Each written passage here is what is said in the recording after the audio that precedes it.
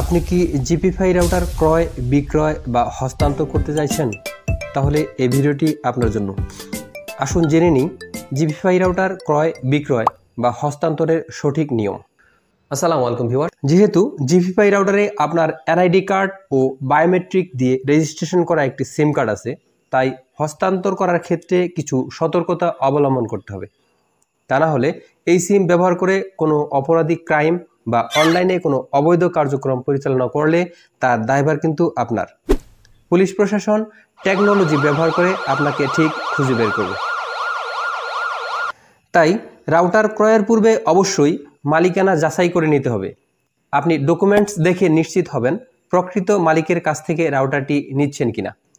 Documents অনুযায়ী রাউটারের model number, MAC address, serial number মিলিয়ে নিতে হবে।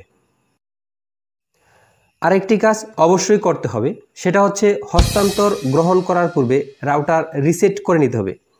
ছোট্ট একটা পিনের সাহায্যে রাউটারের এই পিন পয়েন্টে পুশ করে রাউটারটি রিসেট করে নেবেন। তা না হলে গুরুত্বপূর্ণ ও গোপনীয় বিষয় অনিরাপদ হয়ে যেতে পারে এবং এটা খুবই বিপজ্জনক। এখন নিকটবর্তী একটি গ্রামীণ ফোন সেন্টার থেকে এনআইডি এবং বায়োমেট্রিক দিয়ে জিপিফাই সিমের মালিকানা পরিবর্তন করে নিতে হবে। শুধু জিপিফাই সিমের মালিকানা পরিবর্তন ও রিসেট করে রাউটার গ্রহণ করলেই সকল সার্ভিস পাবেন না। চলে যাচ্ছি মোবাইলের স্ক্রিনে। মোবাইলের ক্রোম ব্রাউজারের সার্চ বারে টাইপ করব gpfi.graminphone.com/login লিখে সার্চ করতে হবে। ডান কর্নারে লগ ইন ট্যাপ করি। এখন লগ ইন করার জন্য ফোন নাম্বার টাইপ করব। আপনি জিপিফাই অর্ডার করার সময় যে নাম্বার ও ইমেল অ্যাড্রেস দিয়েছেন সেই নাম্বারটি টাইপ করবেন। এরপর ভেরিফিকেশনের জন্য এসএমএস-এ প্রাপ্ত ওটিপি কোডটি টাইপ করবেন।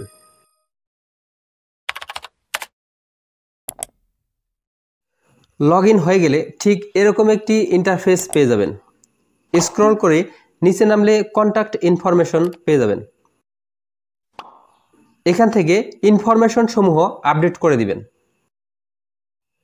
অর্থাৎ যার কাছে হস্তান্তর করবেন তার নাম, মোবাইল নম্বর, ইমেইল, ঠিকানা পরিবর্তন করে দিবেন।